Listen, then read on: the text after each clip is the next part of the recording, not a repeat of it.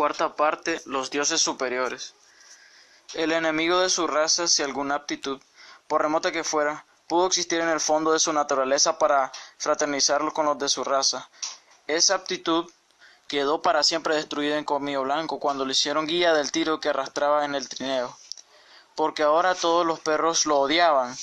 Lo odiaban por la ración extraordinaria de carne que le reservaba Misá, por todas las distinciones reales o imaginarias de que era objeto, porque iba disparado siempre delante de todos los demás, enloqueciéndolos con la perpetua vista de aquella poblada cola que se mecía en el aire y de aquellas patas posteriores en constante fuga. Y con igual fervor correspondía a tal odio Colmillo Blanco. No le gustaba guiar el tiro, verse obligado a correr delante de toda la jauría como si éste lo persiguiese aullando continuamente, y pensar que no había uno de aquellos perros a quien él no hubiera susurrado y cometido durante 3 años. Era algo superior a sus fuerzas, pero, pudiera o no, tenía que soportarlo o morir, y de esto último no sentía el menor deseo aquel caudal de vida que él atesoraba. En el mismo momento en que Misá dio la orden de partir, vio todo el tiro embistiéndolo con él ansiosa y salvaje gritería. No había defensa posible. Si se volvía para hacerle frente, Misá le lanzaría un latigazo en la cara. No le quedaba más recurso que correr, huir.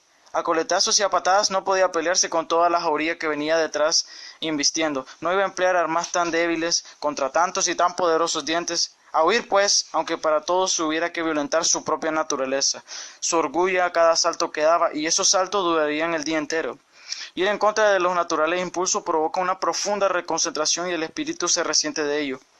Ocurre lo mismo con un pelo cuya dirección, que es la de apartarse del cuerpo del que procede, se ve contrariada, se enrosca sobre sí mismo, vuelve al punto de partida y se convierte, al clavarse en la piel, en causa continua de irritación y molestia.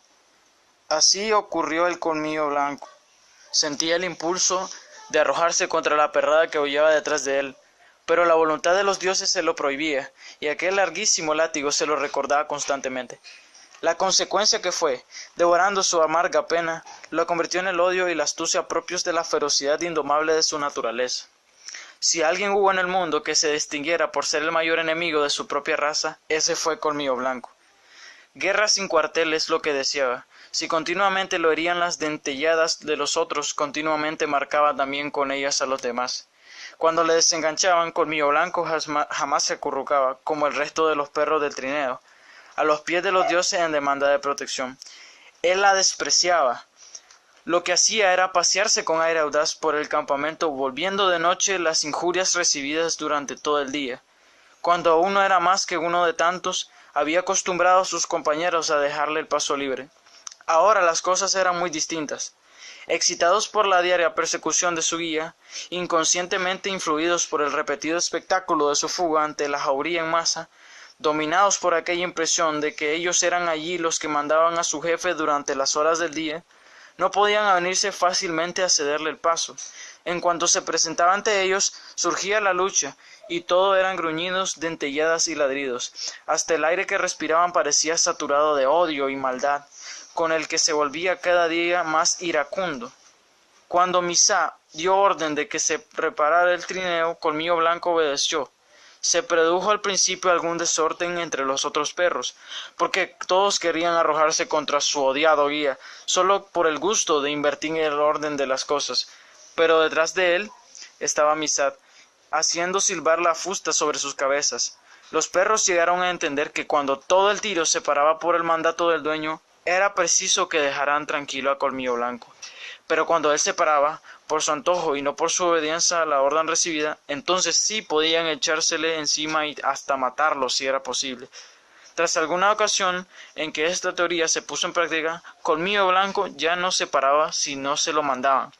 Pronto aprendió lo que querían que hiciera. La realidad misma le obligaba a ellos siquiera a salir con vida. Pero lo que nunca fueron capaces de aprender los perros fue a no meterse con él cuando estaba en el campamento. No había día en que, ansiosos por perseguirlo y desafiarlo, no olvidaran la dura lección que les había dado él la noche anterior, y aquella noche tendría que repetírsela para ver de nuevo cómo la olvidaban el día siguiente. Además, sentían que entre él y los demás había cierta diferencia de raza, lo que era causa suficiente para su hospitalidad. Como él, los otros eran en su origen lobos domesticados, pero su domesticación databa de generaciones enteras. Buena parte de lo que la vida salvaje trae consigo lo habían perdido ya, y aquella clase de vida significaba para ellos lo desconocido, lo terrible, la amenaza y el temor constante. En cambio, para él, los salvajes formaban un parte de su naturaleza, se traslucía en su aspecto, en sus actos, en sus impulsos. Él los simbolizaba, era su personificación, y por ello, cuando le mostraban los dientes, no hacía más que defenderse contra los poderes destructivos que habían latentes en las sombras del bosque y en las tinieblas que se extendían más allá de los crepitantes hogueras del campamento. Pero hubo una lección que jamás olvidaron los perros: mantenerse siempre juntos. Colmillo Blanco era demasiado terrible para que cualquiera de ellos le hiciera frente por sí solo. Lo atacaban en masa, pues de no ser así, él los hubiera ido despachando a todos, uno a uno, en el transcurso de una noche. Ahora, jamás se le había presentado una ocasión de hacerlo. Podía llegar a revolcar a alguno de ellos, pero antes de que tuviera tiempo de herirlo mortalmente en el cuello, según su costumbre, ya tenía encima a todos los demás. A la primera señal de peligro, se unían contra él, olvidando todas las rivalidades y luchas menores que hubieran podido dividirlos. Por otra parte, aunque lo intentaron, tampoco ellos lograron matar a Colmillo Blanco. Era más ágil, más formidable y listo que sus enemigos. No se dejaba acorralar, siempre encontraba una salida cuando ya casi lo tenían rodeado. Tampoco había entre todos ellos uno que fuera capaz de derribarlo. Sus patas se aferraban al suelo con la misma tenacidad con que se aferraba él a la vida, y verdaderamente la conservación de ésta y el mantenerse en pie eran casi una misma cosa en aquella guerra incesante. Nada mejor que él lo sabía. Así se convirtió en el enemigo de su raza, de aquellos lobos domesticados que el amor de la lumbre y de los hombres y el amparo del poderío de esto habían hechos más flojos y débiles. En cambio, Colmillo Blanco era duro, cruel, implacable. Así había moldeado la arcilla indúctil de su naturaleza, y de tan terrible que había declarado a todos los perros que hasta el propio castor gris, bien feroz y salvaje por cierto, llegó a maravillarle la ferocidad que mostraba. Juraba el hombre que jamás había visto animal semejante a aquel, y lo mismo opinaban los indios de las otras aldeas al enumerar los perros que les había matado. Iba a cumplir los 5 años cuando Castor Gris lo llevó consigo al emprender otro largo viaje. Se recordaron durante muchos tiempo los estragos causados por él entre las jaurías de los muchos aldeas que se hallaban a lo largo del río Mackenzie y hasta el Yukon. Gozaba de aquella venganza contra los suyos, que resultaba fácil, pues se trataba de perros comunes que nada sospechaban, ni conocían su agilidad ni su método de ataque sin aviso previo, ignorando que mataba con la rapidez del rayo. Se le acercaban con los pelos erizados, muy tiesas las patas y con aire de desafío, mientras él, sin perder tiempo en preliminares, se disparaba como un resorte de acero. Se agarraba de su cuello y los dejaba fuera de combate antes de que se hubieran dado cuenta de lo que ocurría, con la angustia de la sorpresa. Llegó a ser consumado maestro en la lucha, sabía reservar su fuerza, no gastándolas inútilmente. Era muy rápido tanto a la hora de atacar como a la hora de retirarse en caso de haber errado el golpe. La repugnancia, característica del lobo por las luchas que podían llamar a brazo partido, le sentía él también en grado consumo. El contacto prolongado de otro cuerpo que le hacía insoportable lo consideraba como un peligro seguro y lo enloquecía de furor. Necesitaba hallarse apartado, libre siempre y sentir el contacto de otra vida. Llevaba impreso el sello del salvajismo. Tal sentimiento se había acentuado en él por su existencia nómada, de paria y de rebelde, desde que era cachorro. En todo contacto veía algún daño oculto. Era la trampa que le inspiraba tan profundo terror, que parecía formar parte de ese ser, llevarlo entretejido en cada fibra de su cuerpo. Como consecuencia de ello, no había perro forastero al encontrarse con él pudiera cogerlo descuidado. Al contrario, evitaba sus dientes, le caía encima por sorpresa o se marchaba, generalmente sin haber recibido el mejor daño, aunque habían algunas excepciones, como cuando eran varios los perros que lo embestían, o uno solo lograba desgarrarle la piel. Pero eran meros accidentes, a los que, como buen luchador, no concedía importancia. Otra de las ventajas que poseía era el saber medir exactamente el tiempo y la distancia, y no solo hacía de un modo consciente, sino automático. Tenía un buen ojo y su visión era transmitida con toda una precisión al cerebro. Era superior en ello a la mayoría de los perros, resultando una máquina mucho mejor organizada nerviosa, mental y muscularmente. Al recibir las impresiones de los actos, comprendía enseguida el espacio que los limitaba y el tiempo que necesitaban para su completa realización. Así podía evitar que, al saltar, otro perro hiciera presa en él, o que sus colmillos lo tocaran, y al mismo tiempo aprovechar el brevísimo instante en que se debía verificar su propio ataque. Física y mentalmente era un prodigio, sin más mérito por otra parte que el haberse mostrado más generoso con él en la naturaleza que con la mayoría de sus semejantes. Colmillo Blanco llegó a Fuerte Yukon en pleno verano. Castor Gris había cruzado la gran vertiente en el Mackenzie y el Yukon a fines de invierno, y habiendo pasado la primavera, cazando el pie de los picados del lado occidental de los montes pedregosos, luego, aprovechando el deshielo, construyó una canoa y descendió con ella por la corriente del arroyo Porcoespín hasta su cruce con el Yukon, algo por debajo del círculo polar ártico. Allí estaba el viejo fuerte perteneciente a la compañía de la bahía de Hudson.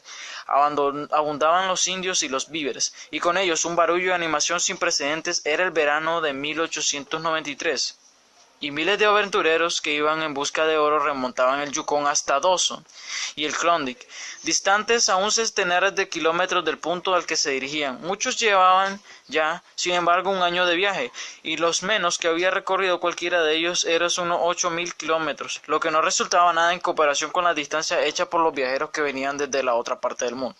Al llegar allí, Castor Gris se paró. A oídos suyos había llegado el rumor de que aquella invasión de buscadores de oro, y por eso traía consigo numerosos fardos de pieles, guantes de caza cosidos con intestinos retorcidos y mocasines. No se hubiera aventurado a emprender tan largo viaje si no esperara a obtener del mismo óptimos frutos. Pero la realidad superó en mucho a lo soñado. No confiaba más que en obtener un 100% de ganancia, y se encontró con que se elevaba a 1000%. Y como todos los indios, no se precipitó, sino que, estableciéndose allí, fue colocando sus géneros calmosamente y con el mayor cuidado, decidido a no malvender ni uno, aunque para ello tuviera que quedarse todo el verano y aún el invierno siguiente. En Fuerte Yukon fue donde Colmillo Blanco vio por primera vez a un hombre de una raza distinta de los indios a que él estaba acostumbrado, un hombre blanco. Lo comparó con los otros y decidió que era un ser perteneciente a una raza de dioses superiores. Su primera impresión fue la de un periodo no igualado por los demás, y esto precisamente estribaba lo típico de las divinidades. No hubo en él razonamiento para llegar a la generalización de los dioses blancos eran los más poderosos. Fue una impresión tan solo, pero fortísima, igual que cuando era cachorro veía en el amenazador volumen de aquellas chozas que los hombres levantaban una prueba de lo que ellos eran capaces de hacer. Le impresionó profundamente el aspecto de las casas y del enorme fuerte que contemplaba ahora, todo construido de macizos troncos de árboles. Aquello sí que era una manifestación de fuerza por parte de los dioses blancos. Poseían un dominio sobre la materia que jamás se había observado él en otros, aunque entre ellos estuviera el poderosísimo Castor Gris. Al fin y al cabo, su mismo amo resultaba ahora un simple diosecillo comparado con los de piel blanca. Con seguridad que todo esto no eran más que impresiones, pero, como por ellas, más que por el pensamiento, seguían los animales en sus actos, los de Colmillo Blanco respondían al convencimiento de que los hombres blancos eran dioses de la clase superior. Ante todo, los miraba con gran recelo. No podía imaginar qué terroríficos procedimientos emplearían, qué ocultos y misteriosos daños podían causar. Los observaba con curiosidad, muy temeroso siempre de que ellos se percataran de que lo hacía. Durante las primeras horas se contentó con estar disimuladamente al acecho, manteniéndose a prudente distancia. Pero como luego vio que no les ocurría nada malo a los perros, que entre ellos andaban, se acercó más y más. A su vez, él fue objeto de su gran curiosidad por su parte. Notaban enseguida su aspecto de lobo y se lo señalaban unos a otros con el dedo. Aquella mera acción bastó para ponerlo en guardia, y cuando intentaron aproximársele, les mostró los dientes y retrocedió. Ni uno pudo conseguir ponerle la mano encima, y fue una fortuna para que ellos no lo lograran. Pronto Colmillo Blanco comprendió que allí vivían poquísimos de aquellos dioses. No serían más de una docena. Cada 2 o 3 días un vapor, otra manifestación colosal de su poder. Llegaba a la orilla y se quedaba atracado durante muchas horas. Los hombres desembarcaban de estos vapores y en ellos volvían a alejarse después. Los blancos parecían ser innumerables. Vio más blancos en esos primeros días que indios había visto durante toda su vida, y después continuaron llegando por el río, parándose y desapareciendo de nuevo corriente arriba. Pero si los dioses blancos eran infinitamente poderosos, sus perros valían bien poco. Pronto lo averiguó al mezclarse con los que llegaban a la orilla acompañados de sus amos. En la forma y en el tamaño ofrecían la mayor variedad. Unos eran de piernas cortas, demasiado cortas, otros las tenían muy largas, demasiado largas, hasta su pelaje era distinto, más pobre, menos poblado, y sobre todo ninguno de ellos sabía pelear. Como enemigo de los de su raza, era natural que Colmillo Blanco se apresurara a luchar con cuantos podía. Así lo hizo, y el desprecio que le inspiraron fue inmenso. Flojos y torpes, muy amigos de meter ruido y moverse mucho, intentando inútilmente conseguir por la fuerza lo que lograba él por medio de la destreza y la astucia. Cuando lo acometían ladrando, de un salto se apartaba a un lado, entonces se quedaban perplejos, como perdidos, y aprovechándose el momento, él atacaba por el flanco, derribándolos, y les clavaba los dientes como de costumbre en el cuello. A veces, tan certero era el golpe que el perro rodaba por el fango fuera ya de combate, para caer en las garras de toda la manada de los perros indios, que sólo esperaba aquello para despedazarlo. Colmillo Blanco era sagaz, había tenido ocasiones sobradas para aprender que los dioses se enojaban grandemente cuando le mataban a sus perros, y aquellos blancos no constituían una excepción de la regla. Por eso, cuando había logrado revolcar a alguna de sus naturales enemigos y abrirle la garganta a dentelladas, se contentaba con retirarse, dejando que los de su manada acabaran de realizar el cruel trabajo de despedazarlo. Sobre ellos se arrojaban entonces los furiosos hombres blancos, mientras Colmillo Blanco se marchaba tranquilamente, parándose a cierta distancia para ver cómo llovían sobre sus compañeros piedras, palos, hachas y toda clase de armas arrojadizas. Sí, Colmillo Blanco era muy sagaz, pero los hombres mostraron también a su modo que no carecían de sagacidad, así contribuyeron a completar las enseñanzas que iba recibiendo. Vieron que aquella pesada broma se repetía siempre que atracaba por primera vez un vapor a la orilla. Una vez que le habían matado los 2 o 3 primeros perros que todos los demás, y se dirigían a ellos solo a vengarse de sus asaltantes. Uno de los hombres blancos que vio a su perro Setter despedazado por los otros, echó mano del revólver y lo disparó 6 veces seguidas, dejando muertos o moribundos a otros tantos de la manada. Fue esta manifestación más de poderío que se grabó profundamente en la memoria de Colmillo Blanco. Disfrutaba con todo aquello, no sentía más que odio a los de su raza, y era bastante listo para escapar ileso de tales batallas. Al principio, matar a los perros de los hombres blancos fue para él un juego. Después se convirtió en su especial ocupación. No tenía otro trabajo. Castor Gris andaba muy atareado, enriqueciéndose con su comercio. Así pues, se dedicó a merodear con toda su jauría india por el desembarcadero, esperando la llegada de los buques. En cuanto atracaba uno, comenzaba la lucha, y algunos minutos después, cuando los tripulantes ya se habían repuesto de la sorpresa, la banda canina quedaba disuelta y desaparecía. Todo había terminado, hasta que llegaba una nueva embarcación forastera, pero no podía decirse que Colmillo Blanco formara parte de aquella especie de cuadrilla de desalmados, ni siquiera se mezclaba con ellos, permaneciendo aparte, siempre fiel a sí mismo y temido por los demás. Verdad que colaboraba con ellos. Él era el que empezaba la lucha con el forastero mientras los otros esperaban para arrojarse en el momento oportuno sobre la víctima, pero también era igualmente el que se retiraba y dejaba que los demás recibieran el castigo de los airados dioses. No era muy fácil promover estas peleas, su sola presencia bastaba para ello. En cuanto acertaban a verlo, arremetían contra él, obedeciendo al instinto. Para ellos representaba lo salvaje, lo desconocido, lo terrible, lo amenazador, lo que se arrastraba sobre las tinieblas alrededor de la hoguera de los primitivos tiempos cuando ellos, muy acurrucados contra los instintos lumbres, se esforzaban en dar una nueva forma de sus aprendiendo a temer aquel mundo salvaje del cual procedían y que abandonaron haciéndole traición. A través de todas las generaciones, transmitiéndose de una a otra, se imprimió en ellos ese miedo a la vida salvaje, que representaba el horror, la destrucción, y durante todo ese tiempo tuvieron permiso de sus dueños para matar todo lo que le procedía de las selvas. Al hacerlo, atendían no solo a su propia conservación, sino que también a la de los dioses, en cuya propia compañía vivían. Por eso, en cuanto aquellos perros descendían del barco, trotando por el puentecillo de tablones hasta la orilla del Yukón, y veían a Colmillo Blanco, experimentaban el impulso irresistible de arremeter contra él y despedazarlo. No importaba que se hubieran criado siempre entre ciudades. Su temor instintivo a lo salvaje era idéntico. No veían al lobo con sus propios ojos solamente, sino también con los de sus antepasados, y por las leyes de su herencia luchaban contra el lobo. Todo aquello llenaba de júbilo a Colmillo Blanco. Si su vista bastaba para que lo atacaran, mejor para él y peor para su enemigo. Lo consideraban como legítima presa y con igual moneda les pagaba a él.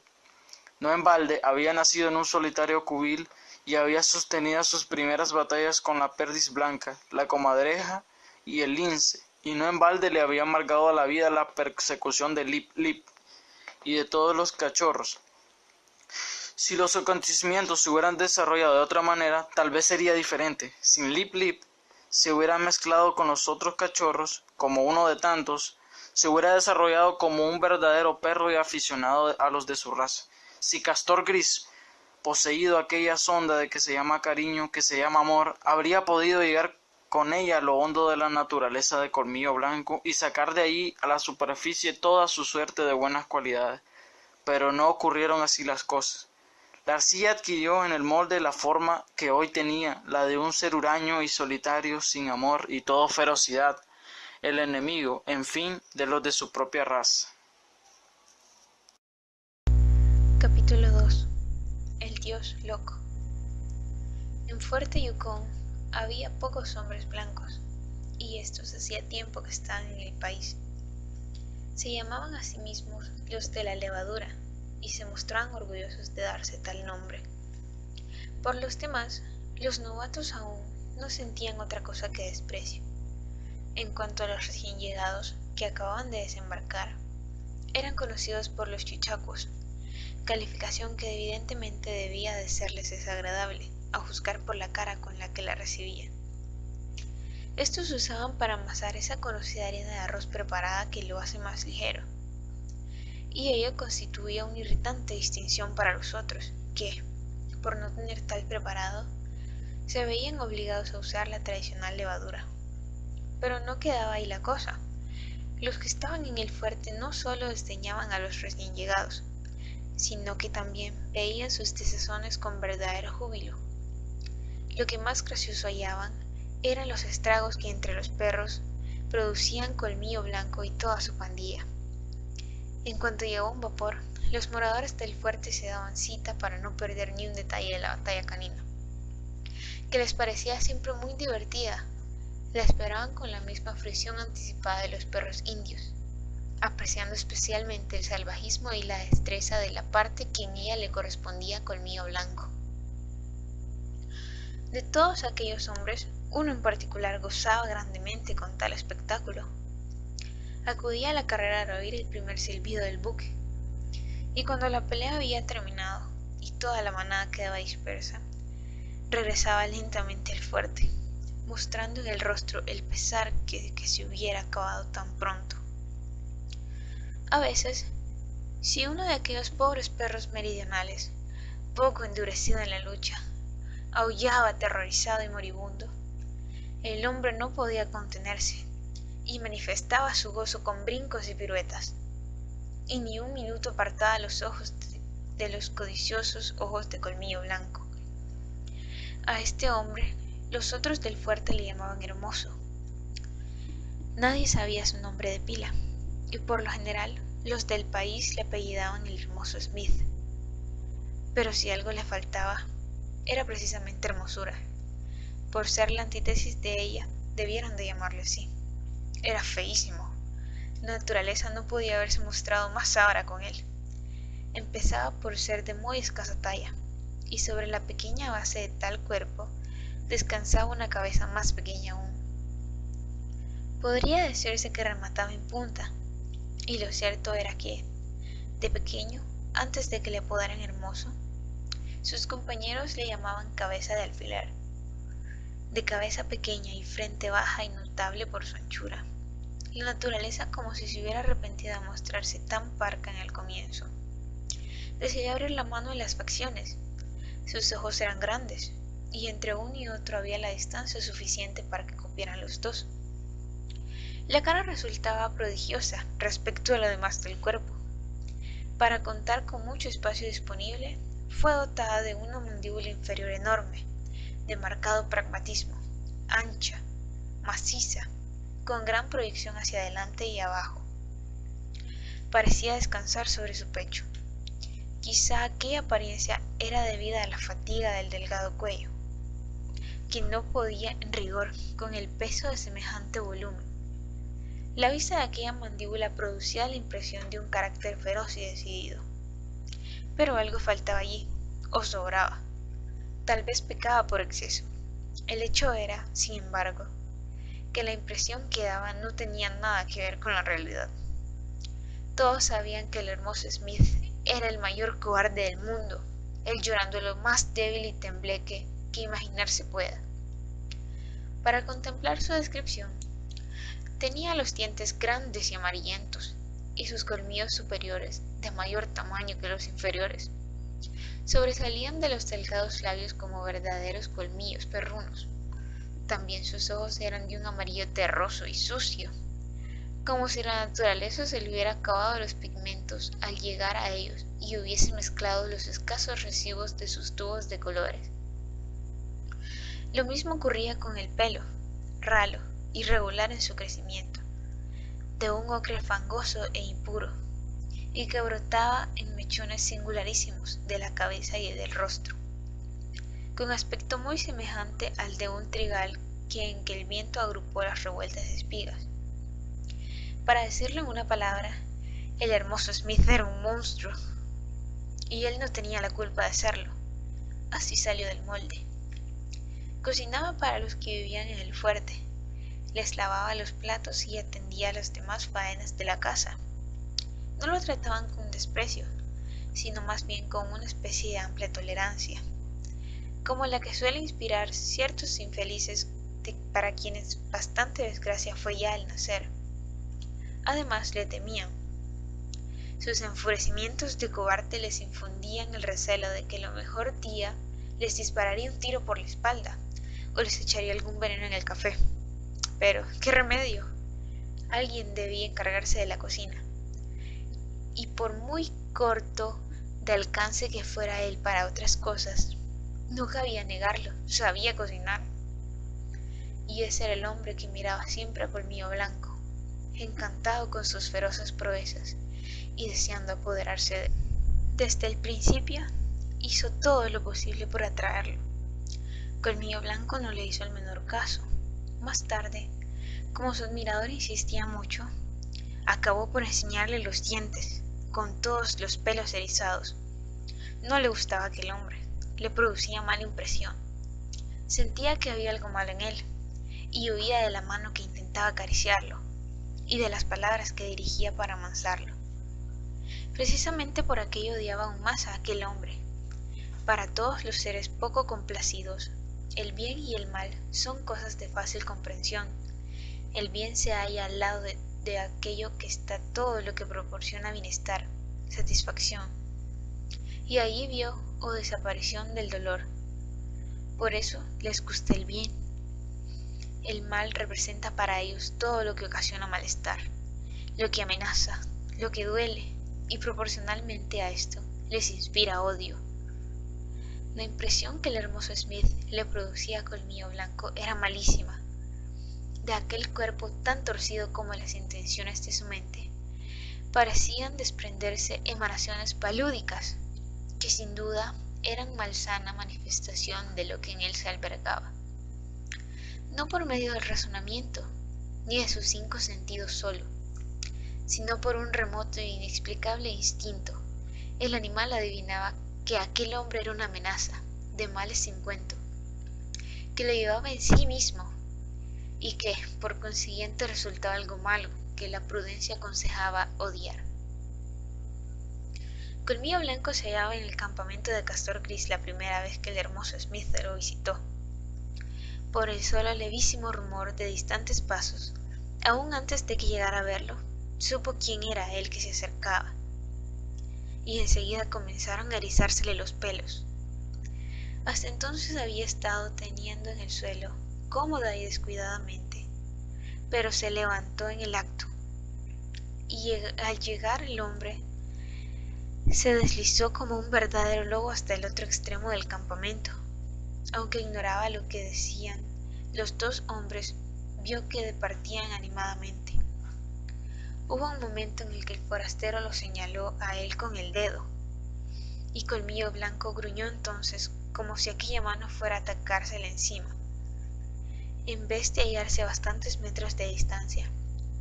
El hombre se rió al observarlo, y el animal se escabulló a los bosques vecinos, volviendo la cabeza de vez en cuando para no perderlo de vista.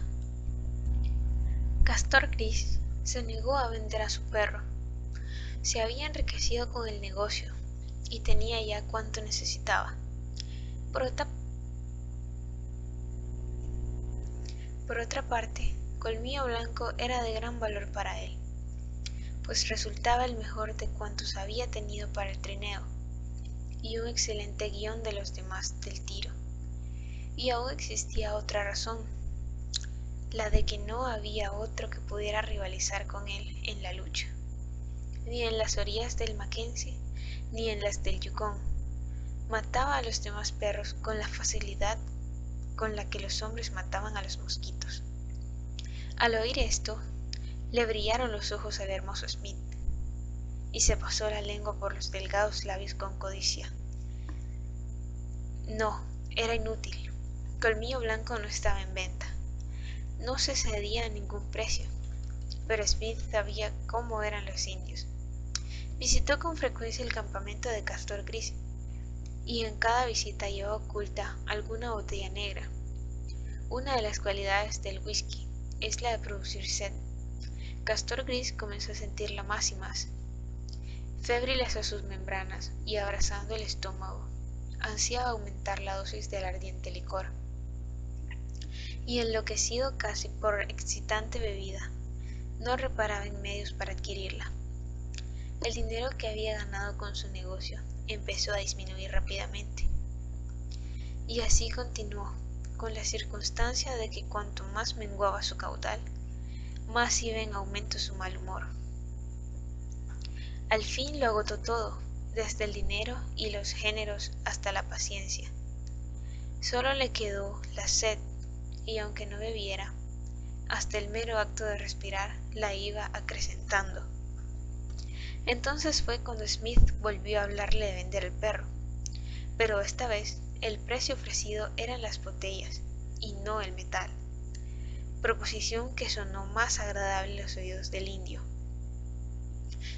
«Coge al perro y llévatelo», fueron sus últimas palabras. El pago en botellas se efectuó, aunque 2 días después, porque la contestación de Smith fue «cógelo tú». Cierto anochecer, Colmillo Blanco se retiró al campamento y se echó en el suelo con un resuello de satisfacción. No estaba el temido Dios Blanco. Durante varios días se había mostrado más deseoso que nunca de ponerle la mano encima, y para evitarlo, él se ausentaba del campamento todo lo posible. Ignoraba qué era lo que aquellas manos pretendían, pero tenía la seguridad de que con algo malo lo amenazaba, y que lo mejor era conservarse fuera de su alcance. Acababa de echarse cuando Castor Gris se acercó dando un traspiés y le ató al cuello de una correa. Luego se sentó a su lado, sosteniendo al extremo de la correa con una mano. En la otra llevaba una botella cuyo contenido iba tragando con acompañamiento de ruidos guturales. Transcurrió así 1 hora, y de pronto un rumor de pasos anunció que alguien se acercaba. El primer que lo oyó fue Colmillo Blanco, y se alarmó enseguida al reconocer al que venía, mientras su amo seguía dando escupidas cabezas, medio dormido.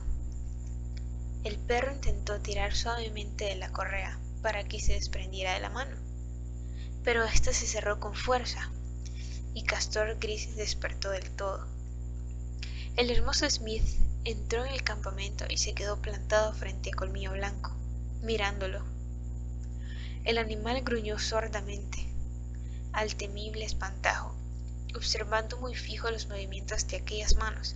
Una, extendida, iba bajando sobre su cabeza. El sordo gruñido se hizo más recio y áspero. La mano continuó bajando lentamente, mientras él se iba acurrucando, sin dejar de mirarla con maligna expresión y gruñendo cada vez más al ver que iba a tocarle. De pronto, el animal le lanzó una dentellada, rápido como la serpiente en el ataque. Se retiró la mano con igual rapidez, y los dientes de aquel chocaron unos con otros con seco ruido y sin hacer presa. Smith se asustó, mostrando gran enojo, y Castor Gris le dio un fuerte coscorrón a Colmillo Blanco, por lo que éste se aplastó materialmente contra el suelo en señal de respetuosa obediencia. Con ojos recelosos fue siguiendo al animal. Todos los movimientos de Smith le vio marcharse y volver con un grueso garrote. Entonces Castor Gris le entregó el extremo de la correa que él sostenía. El otro se dispuso a partir tirando de la correa, pero no lo consiguió. Colmillo Blanco se resistía sin moverse. Nuevos golpes de su amo para obligarlo a levantarse y seguir. Obedeció, pero con tal arremetida que fue a arrojarse contra el forastero, que tiraba de él para llevárselo. Smith no se apartó de un salto. Esperaba ya que ocurriera aquello. Enarbolando el garrote con viveza, le paró los pies al perro en mitad de su embestida, lanzándolo de un taconazo contra el suelo. Castor Gris se echó a reír aprobando el hecho. Entonces Smith tiró otra vez de la correa, y el perro, cojeando y aturdido, se arrastró hasta sus pies. Ya no arremetió por segunda vez contra él. Le bastaba el golpe recibido para persuadirle de que el dios blanco sabía manejar perfectamente el garrote, y él no iba a pelearse con lo fatal. Lo inevitable siguió después a Smith por la fuerza, cabizbajo y malhumorado, con su cola entre las piernas, aunque no sin gruñir suavemente entre dientes. Pero Smith no lo perdía de vista ni un momento, con el garrote preparado para caer sobre él. Al llegar al fuerte, su amo lo dejó bien atado y se fue a dormir. Colmillo Blanco esperó hasta que hubo transcurrido 1 hora. Entonces cortó la correa con los dientes y quedó en libertad. Fue cosa de unos 10 segundos. No perdió el tiempo inútilmente, royendo poco a poco. Cortó de golpe diagonalmente con la misma limpieza con que hubiera podido hacerlo un cuchillo. Levantó entonces la cabeza para mirar al fuerte, con los pelos erizados y gruñendo. Después le volvió la espalda y regresó trotando al campamento de Castor Gris. No se consideraba obligado a guardarle fidelidad a aquel raro y temible dios del cual huía. No era a él, sino al antiguo, a quien se había entregado, y a Castor Gris creía aún permanecer. Pero lo que antes había ocurrido se repitió ahora, con alguna diferencia. Su primitivo dueño lo sujetó de nuevo con la correa, y al llegar la mañana se lo devolvió a Smith. Pero aquí fue donde apareció la diferencia, pues Smith le propinó una paliza. Colmillo Blanco estaba fuertemente atado, y todo su furor resultó inútil. No pudo evitar el castigo, en el que intervinieron por igual los palos y los latigazos. Fue aquella la más soberana paliza que recibió en su vida. Ni la que Castor Gris le dio en sus tiempos de cachorro podía compararse con ella. El hermoso Smith gozó con su tarea. Le tenía encantado. Sus ojos despedían llamaradas de estúpido júbilo al blandir el garrote o la tralla y oír los lamentos de dolor o los verdaderos rugidos del animal. Porque Smith era cruel, con aquella crueldad característica de los cobardes. Dispuesto siempre a humillarse y a huir ante los golpes o las injurias de un hombre, se vengaba de ello con los seres más débiles. Todo lo que tiene vida gusta de la fuerza, y Smith no constituía una excepción de la regla. Privado de manifestarse fuerza con los suyos, elegía a sus víctimas entre los que eran inferiores, defendiendo así sus derechos de cosa viva. ¿Cómo culparle demasiado si había venido al mundo tan contrahecho de cuerpo como de inteligencia, y el mundo había acabado de estropearle? Colmillo Blanco sabía por qué le pegaban. Cuando Castor Gris le ató el cuello a la correa y entregó el extremo la misma a Smith, era porque quería que se fuera con él. Y cuando Smith lo dejó atado fuera del fuerte, fue porque quiso que se quedara allí. Así pues, resultaba que él se había rebelado contra la voluntad de ambos dioses, y haciéndose acreedor del castigo, ya otras veces había visto lo que los perros cambiaban de dueño, y que él, que se escapaba, recibía siempre una paliza. Por muy sagaz que fuera, existía en su naturaleza ciertas fuerzas que superaban a todo conocimiento, a toda discreción. Una de estas era la fidelidad. Castor Gris no le inspiraba cariño, y sin embargo, aun contra la voluntad del mismo, y arriesgándose a enojarse, le era fiel. No podía evitarlo. Esa fidelidad formaba parte de su ser. Era la cualidad característica de su raza, la que colocaba a su especie en lugar aparte de los demás. La había permitido al lobo y al perro salvaje abdicar de su libertad para convertirse en un compañero del hombre. Después del vapuleo, Colmillo Blanco se había arrastrado nuevamente hacia el fuerte, pero esta vez Smith lo ató con un palo, además de la correa. Según el sistema indio, no se abandonan fácilmente los dioses a quienes se presta culto, y en aquel caso se hallaba el aprisionado animal. Castor Gris era su dios favorito y, aun contra la voluntad del que él respetaba, Colmillo Blanco se sentía aferrado a su antiguo dios, al cual no quería renunciar. Verdad que su divinidad acababa de hacerle traición, de abandonarlo. Pero eso no importaba, no en balde se había entregado a él por entero, sin reserva, y el lazo no podía romperse tan fácilmente. Así pues,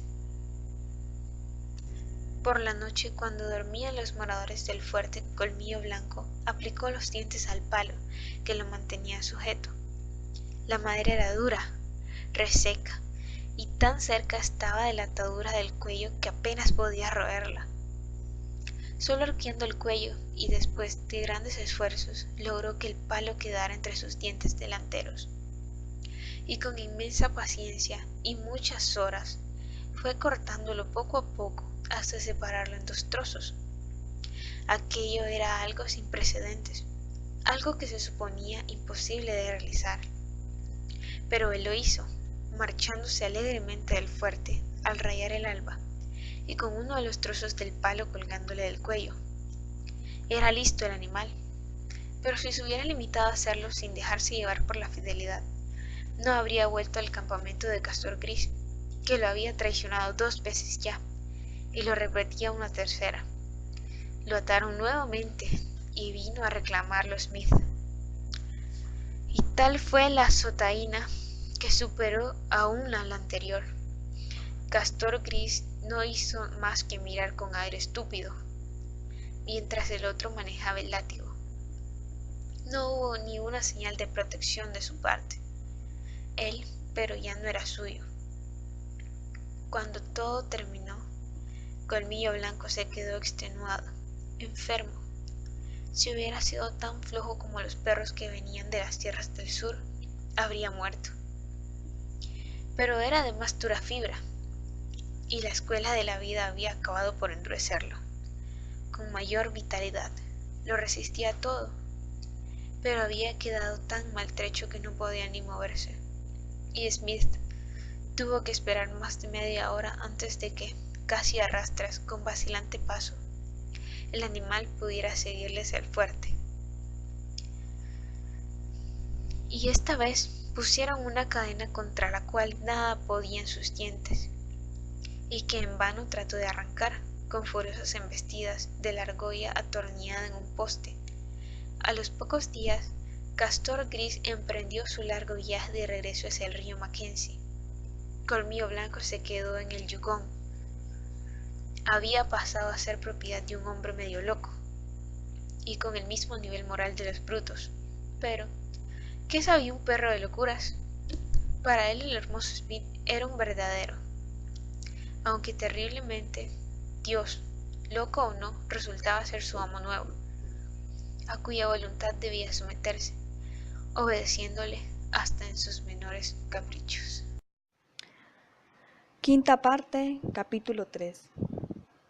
Las posesiones del dios, la naturaleza de Colmillo Blanco, lo predisponía a adaptarse a todo, pero además, al estar acostumbrado a los cambios de residencia, comprendía la importancia y necesidad de la adaptación.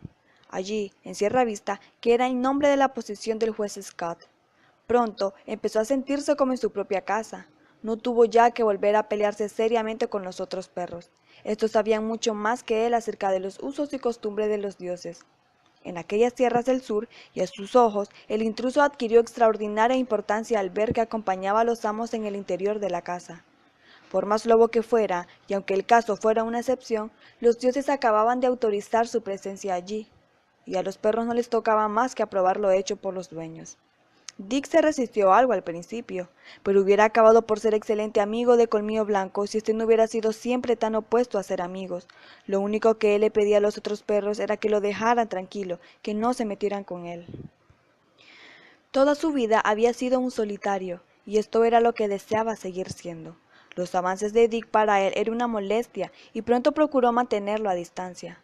En el norte había aprendido que los perros del amo debían ser respetados, y no olvidó ahora la lección que le enseñaron. Pero una cosa era esto y otra que él perdiera la libertad de vivir encerrado en sí mismo. Y así hizo caso omiso de Dick hasta que el pobre animal, que no tenía mal fondo, acabó por mirarlo con la misma indiferencia con que miraría una de las estacas clavada en la pared del establo. No ocurría lo mismo con Collie.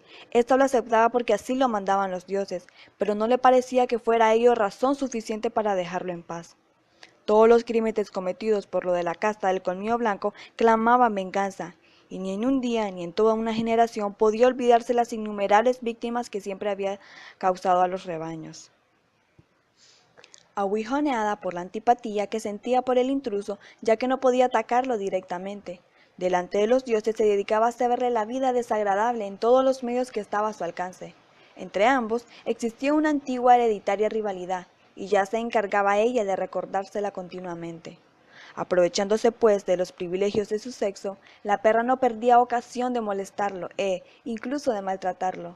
Por un lado, el instinto le impedía devolver los ataques, pero por otro, la insistencia de esto era tal que resultaba imposible no hacerle el menor caso.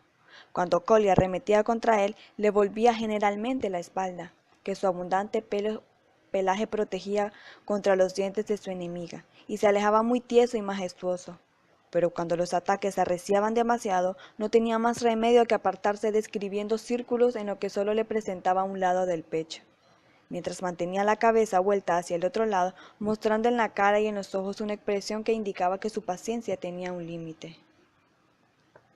Alguna vez, sin embargo, un mordisco dirigido a sus 4 traseros le hacía acelerar el paso de un modo que carecía en absoluto de majestad. Pero por lo general lograba conservar su aire digno, casi solemne. Procuraba demostrar que, para él, era como si la perra no existiera, apartándose donde ella estaba. En cuanto la veía o la oía venir, se levantaba y se marchaba. Eran muchas las cosas que Colmillo Blanco tenía que aprender. La vida en las tierras del norte resultaba de una sencillez extrema comparada con las complicaciones de Sierra Vista. En primer lugar, tuvo que enterarse de todo lo relativo a la familia de su amo. En cierto modo contaba para ello con precedentes que le facilitaban el trabajo, así como Mitzah y Clock Koch permanecían a Castor Gris y partían con él la comida, la lumbre y las mantas. También en Sierra Vista, todos los moradores de la casa permanecían a su maestro de amor. Pero había varias diferencias. Sierra Vista resultaba muy superior a la choza de Castor Gris. Las personas que ahí vivían eran muchas. El juez Scott y su mujer, dos hermanas del dueño, llamada Beth y Mary, la esposa del mismo, Alicia y los dos niños del matrimonio Whedon y Maud, chiquillos de 4 y 6 años respectivamente. Así no había modo de que alguien le explicara a él quiénes eran tales personas y los lazos de familia que las unían. Sin embargo, se formó la idea de que todos ellos pertenecían a su amo. Luego, por mil detalles, el estudio de sus actos, palabras y hasta entonaciones de voz fue aprendiendo lentamente los grados de intimidad y de cariño que los unía a todos con su amo. Y de acuerdo con esta especie de escala que él adivinó, los trató de una manera o de otra. Lo que su dueño y señor apreciaba, lo que apreciaba él también, lo que él quería, lo que quería el perro, que se convirtió en su celoso guardián. Siempre le habían sido antipáticos los chiquillos, los odiaba y sus manos le inspiraban miedo. Frescos estaban aún en su memoria los recuerdos de las tiranías y crueldades de que ellos tuvo que sufrir en las aldeas indias. Cuando Whedon y Maud se acercaron por primera vez, les gruñó en son de advertencia y los miró con maligna expresión. Un coscorrón que recibió de su amo al mismo tiempo que le reñía enérgicamente, le obligó a permitir que la acariciaran, aunque siguió gruñendo a media voz durante el rato que sintió encima sus manos. Después observó que su amo parecía quererlos mucho, tanto al niño como a la niña. Con esto bastó y no hubo ya necesidad de golpes ni de regaños, para que se dejara tocar y acariciar por ellos. Sin embargo, nunca se mostró muy efusivo en sus actos. Toleró honradamente que los niños de su amo hicieran de él lo que quisieran, pero sometiéndolos a ellos como se somete uno por necesidad a una dolorosa operación. Cuando ya no podía resistirlo más, se levantaba de donde estuviera echado y se marchaba con aire firme y decidido. Pero hasta eso fue cambiando con el tiempo, y a fin acabaron por gustarle los chiquillos, aunque se mantuvieran en su reserva.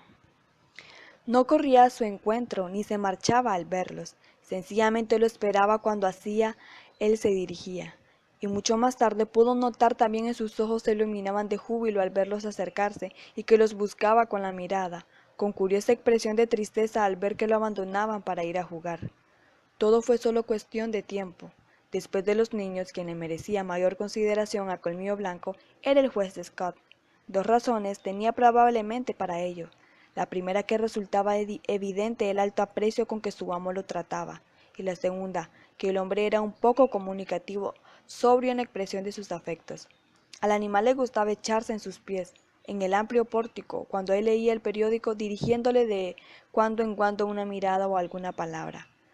Pruebas poco molestas de que se fijaba en él, de que reconocía su existencia y veía con gusto su presencia allí. Pero solo ocurría mientras el verdadero amo del perro no andaba por aquellos lugares. En cuanto el dueño aparecía para Colmillo Blanco, dejaban de existir todos los demás seres. El animal permitía a los individuos de la familia que lo acariciaran y mimasen, pero nunca tuvo para ello lo que reservaba únicamente para su amo, aquel ronquido especial con que recibía sus caricias y aquel modo de apretarse acurrucado contra él, con expresión de total abandono y sumisión, de absoluta confianza. La verdad era que para Colmillo Blanco los distintos miembros de la familia eran solo posesiones de su maestro de amor. También, entre aquella familia y los criados de la casa, él había establecido desde el principio ciertas diferencias. Los últimos le tenían miedo y lo único que hacía era limitarse a no atacarlos, y esto porque reconocían que formaba igualmente parte de las posesiones de su amo. Entre Colmillo Blanco y los sirvientes de la casa no existía más que una especie de neutralidad.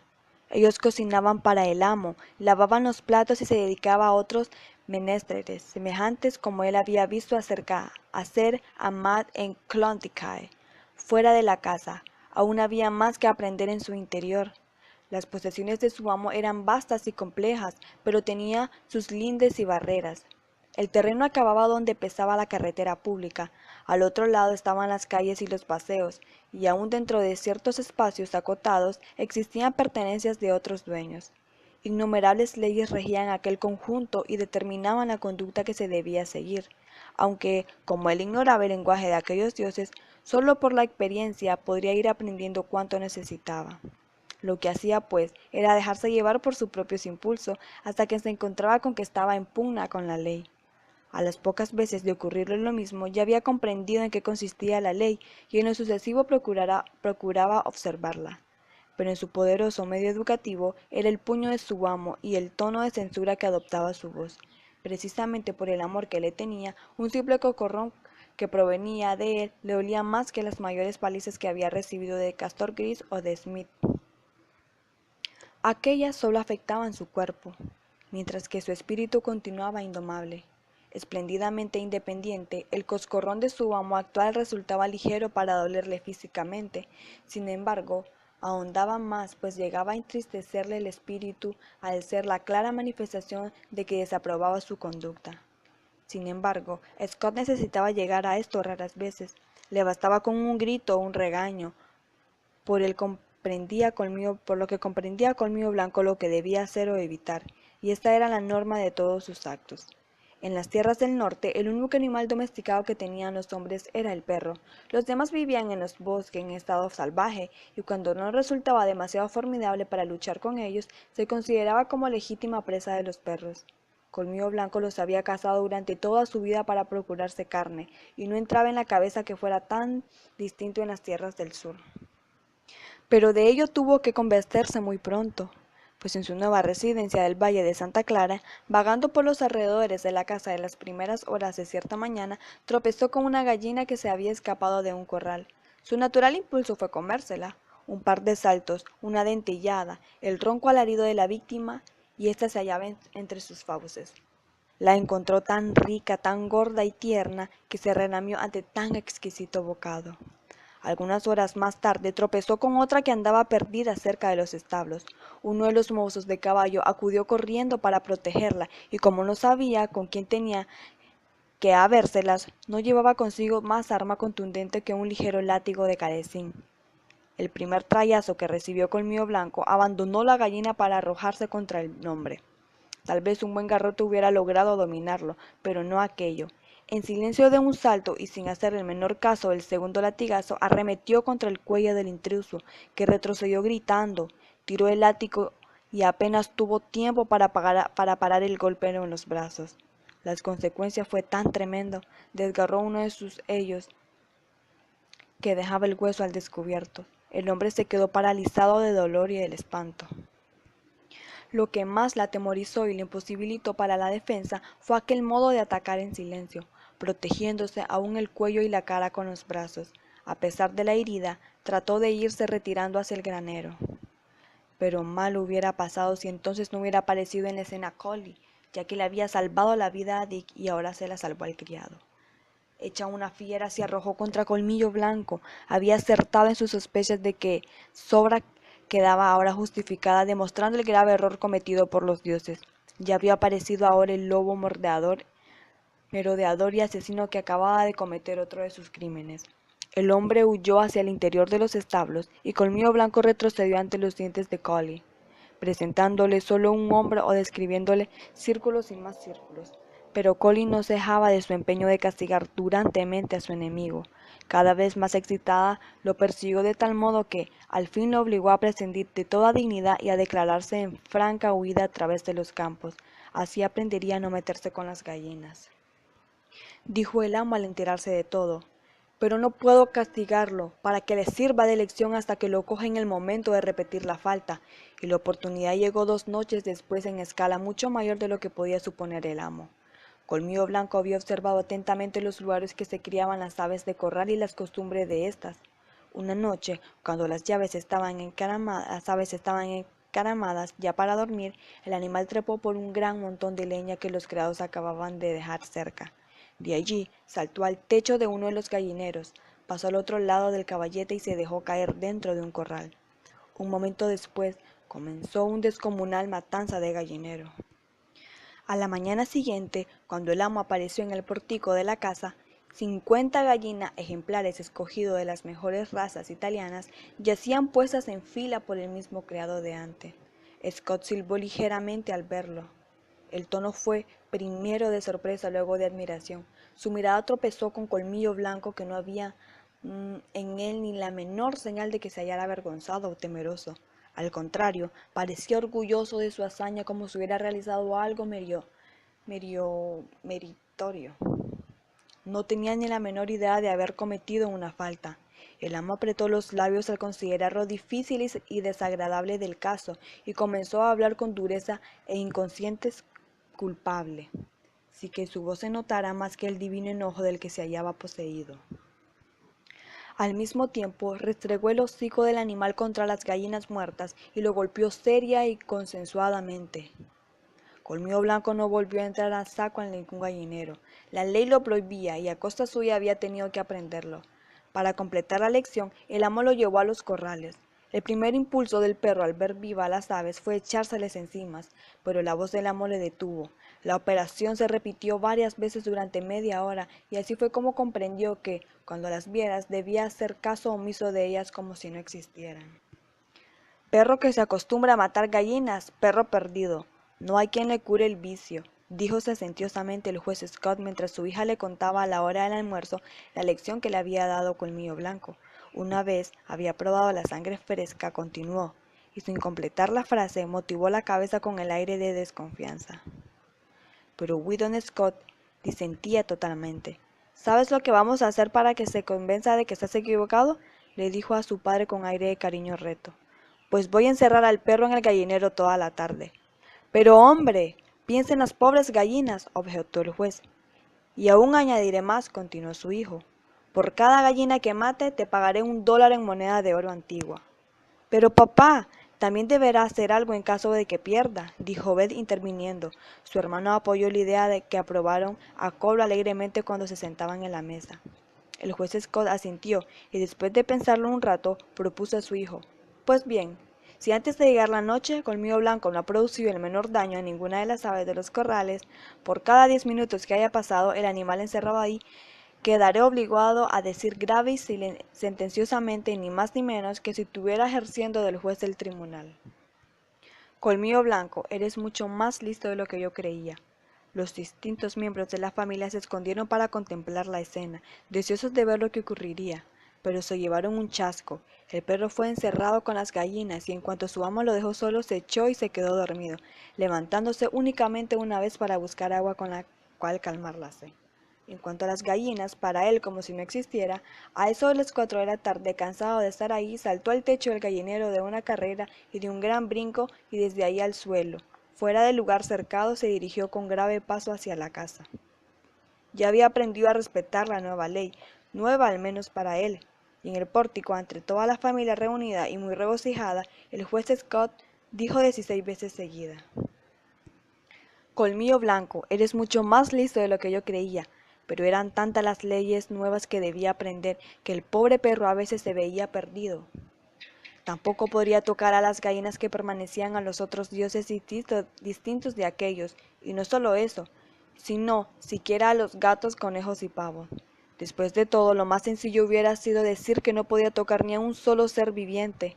Hasta en los mismos pastizales podía revolotear frente a su hocico de codorniz, sin que se atreviera a causarle el menor daño, aunque temblara de deseo de comérsela.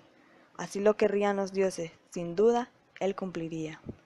A todo esto, un día de aquellos mismos terrenos situados en la parte posterior de la casa, vio a Dick corriendo detrás de una liebre. El propio dueño le estaba mirando y no intervino para prohibírselo, sino que al contrario, hasta asusó a Colmillo Blanco para que lo imitara. Así aprendió que las liebres sí se podían cazar.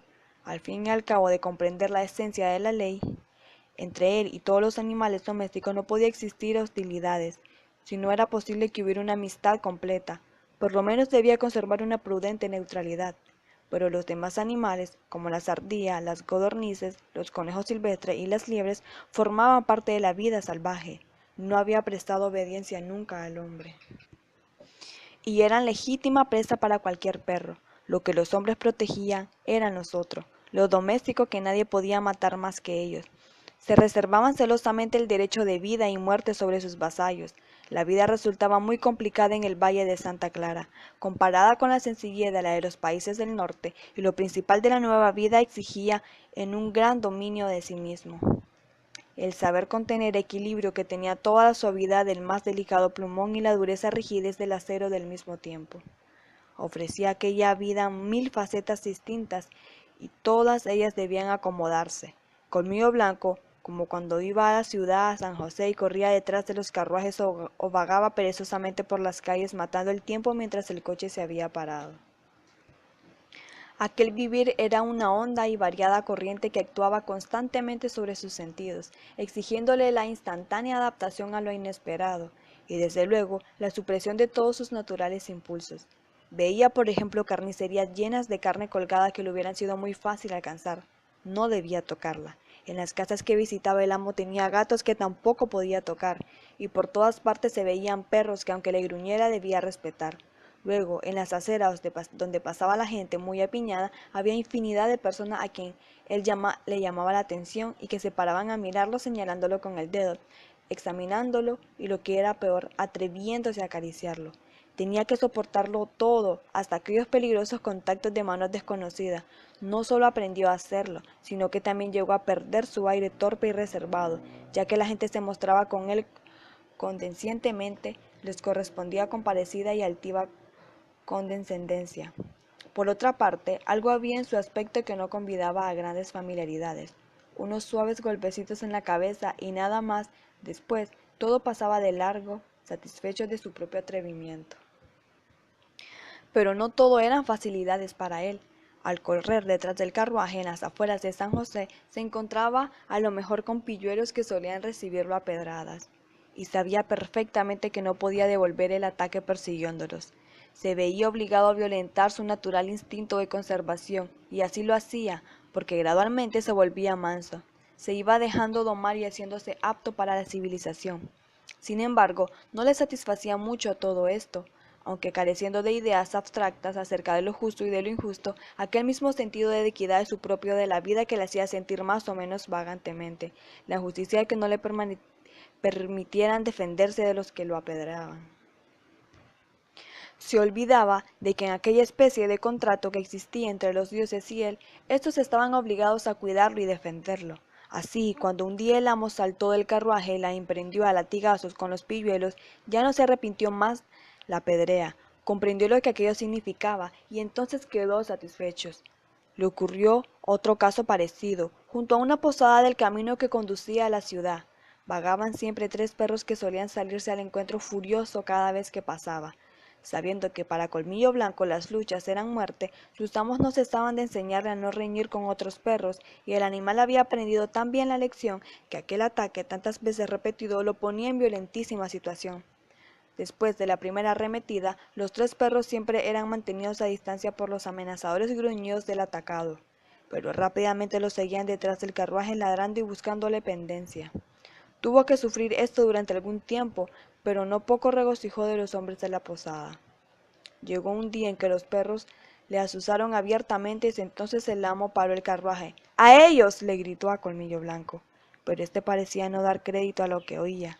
Miró a su amo y primero y luego a los perros, y nuevamente dirigió una mirada interrogativa a su amo. Su dueño movió la cabeza afirmantemente y añadió: «Sí, hombre, sí, a ellos. Anda, cómetelos». El animal no dudó ya ni un momento. Se volvió rápidamente y de un salto se plantó en medio de sus enemigos. Los 3 le hicieron frente. Se alzó una tempestad de ladridos y de furiosos gruñidos, en medio de la cual chasqueaban continuamente los dientes y se veían rondar sus cuerpos confundidos. Pronto, la polvareda se armó en la carretera, formó una nube que velaba a los combatientes, pero al cabo de algunos minutos, 2 de los perros mordían el polvo y el tercero se declaraba en franca huida saltando una zanja, atravesando una cerca y metiéndose luego a todo a correr en un campo. Colmillo Blanco los siguió deslizándose sobre el suelo con la suavidad y la increíble rapidez de los lobos. Silencioso, firme y decidido, en el centro de aquel mismo campo derribó al perro, lo arrastró y lo dejó sin vida. Con la muerte de los 3 se acabaron para Colmillo Blanco las molestias de que los demás pudieran ocasionarle.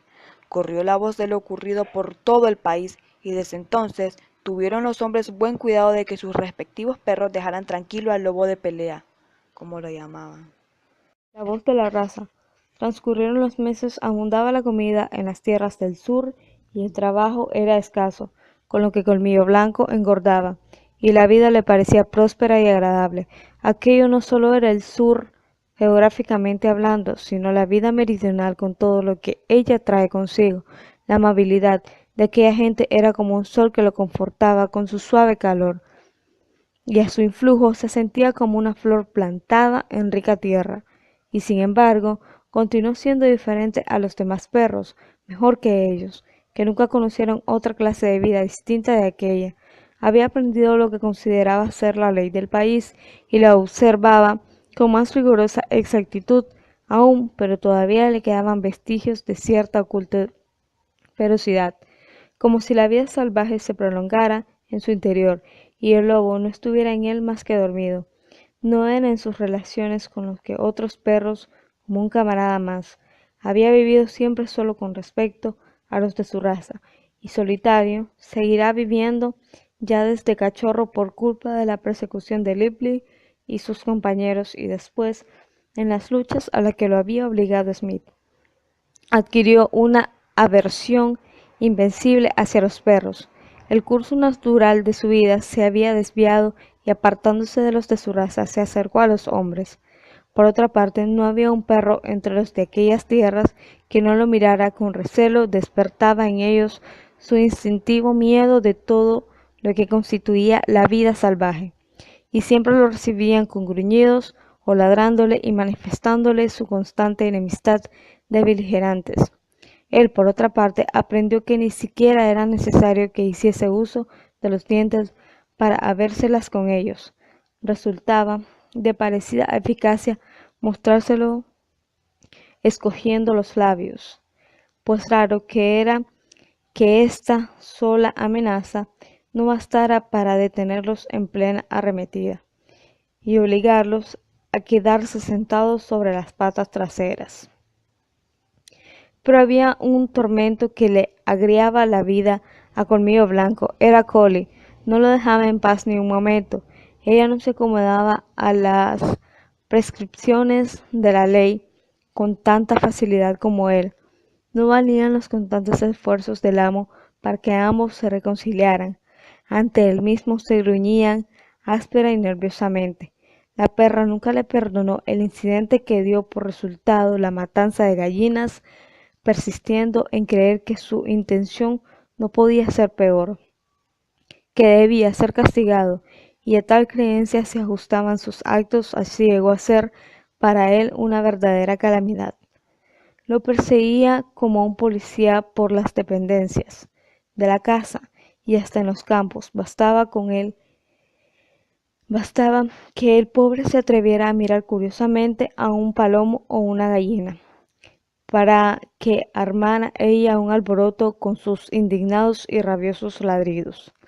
El procedimiento que mejores resultados dio al perseguido ante tamaña insistencia fue el hacer caso omiso de la perra, echarse con la cabeza entre las patas delanteras y fingir ser dormido.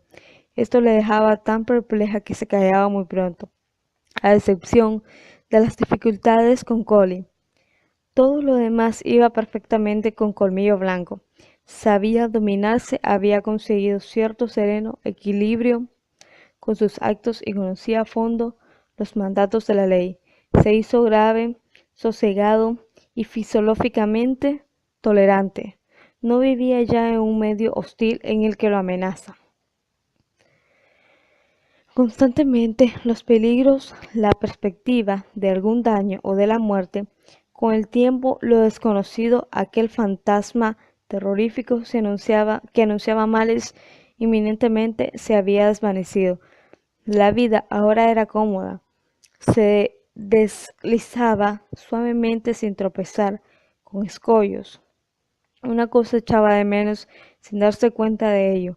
La nieve, de haber sido capaz de formular sus ideas, hubiera dicho de aquel clima que era un verano que se prolongaba más de lo debido, pero lo único que en realidad le faltaba él ahí, de un modo vago, inconsciente, era la nieve durante el calor del verano.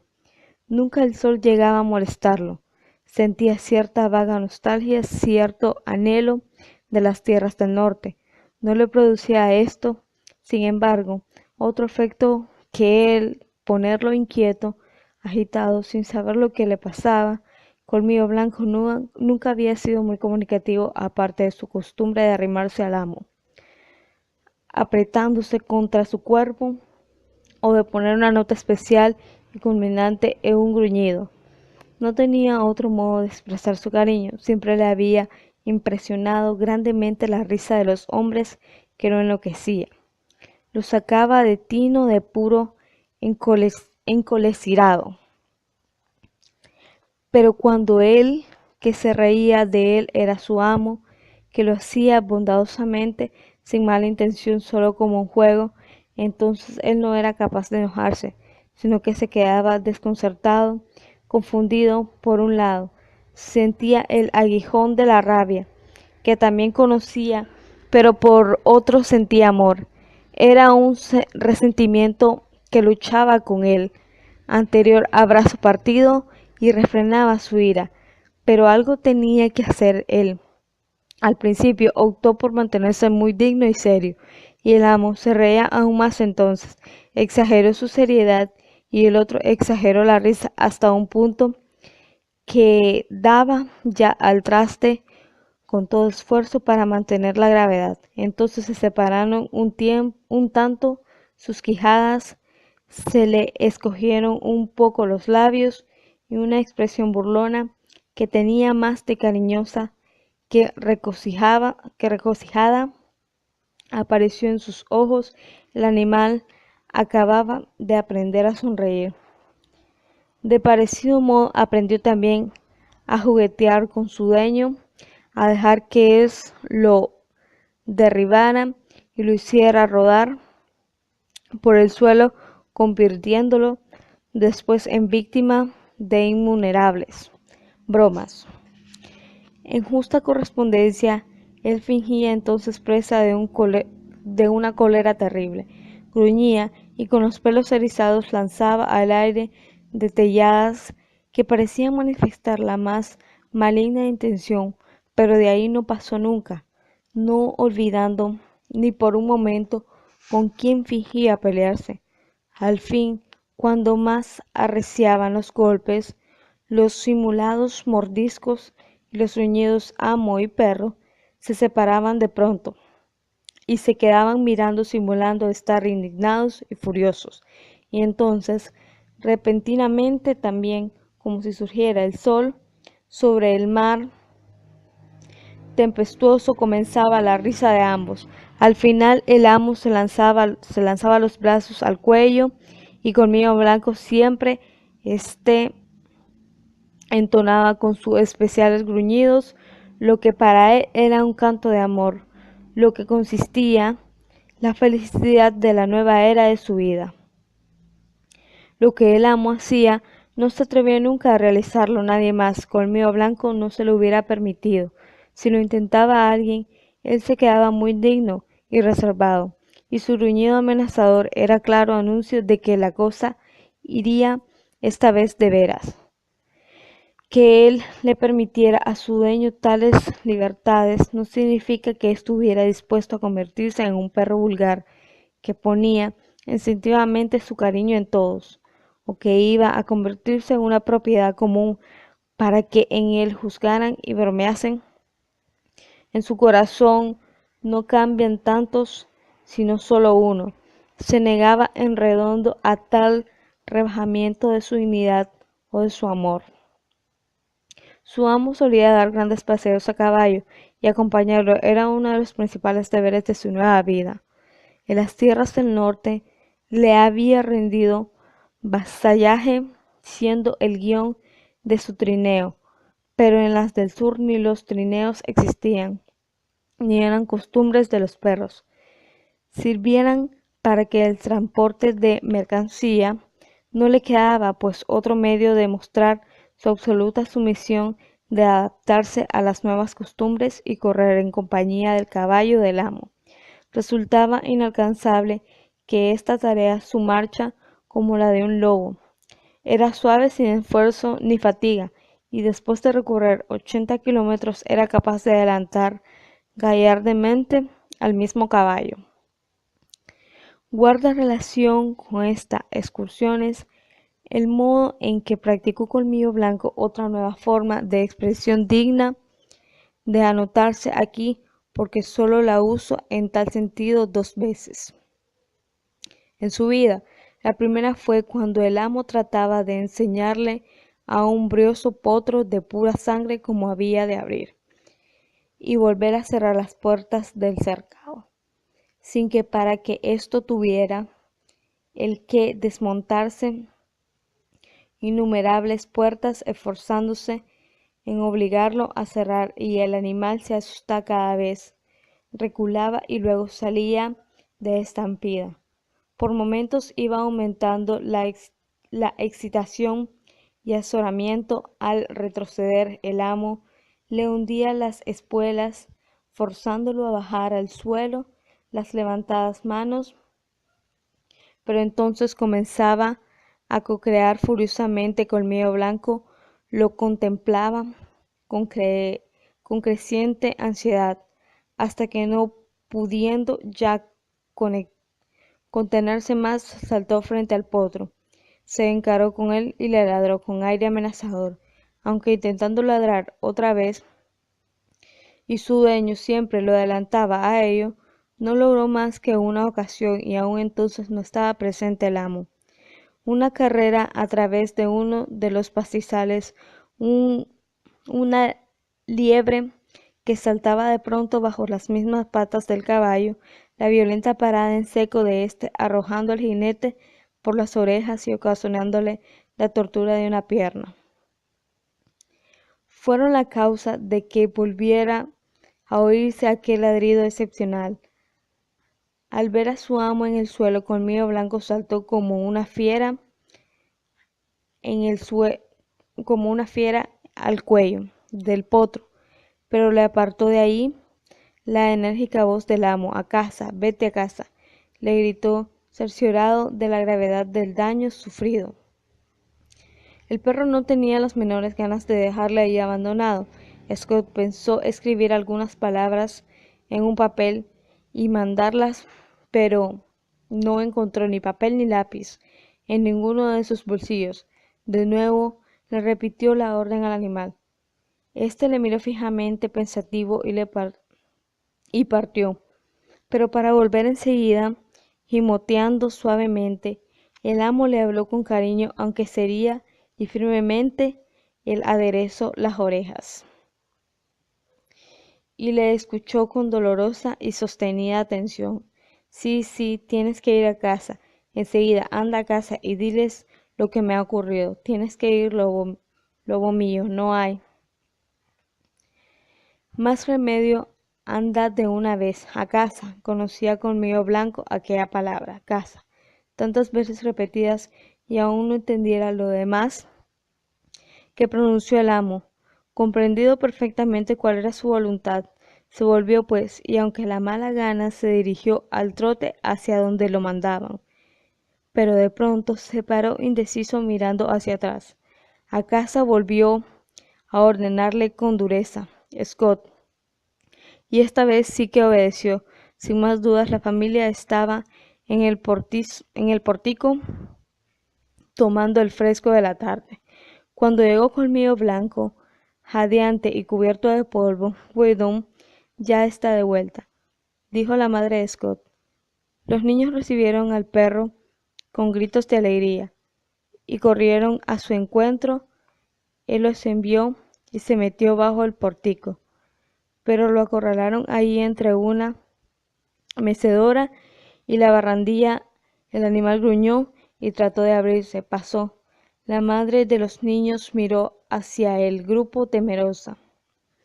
«De verdad es que me pone nerviosa cada vez que lo veo», así entre ellos confesó, «y siempre estoy temiendo que se les eche encima. Algún día, cuando menos lo pensemos». Colmillo Blanco gruñó furiosamente y saltó desde el rincón en el que lo tenían cercado, derribando con el salto al niño y a la niña, a quienes llamó enseguida su madre, acariciándolos y ordenándoles que dejaran tranquilo al animal. «A un lobo hay que tratarlo siempre como lo que es», observó sentenciosamente el juez Scott. «No es de fiar». «Pero sí, esto solo es un lobo a medias», objetó Bit, saliendo así indirectamente en defensa de su hermano ausente. Tú no sabes de esto más que Weedon, replicó el juez, y él solo supone que es cruzado el de lobo y perra. Pero como él mismo te diría, no lo sabe de un modo positivo. Y en cuanto a su aspecto, la frase quedó sin terminar. Colmillo Blanco acababa de encarecer con él, gruñéndole con furia. Anda, échate ahí, le ordenó el juez Scott. Pero el animal se volvió hacia la esposa de su maestro de amor, a la que hizo lanzar un chillido de miedo al ver que le cogía la falda.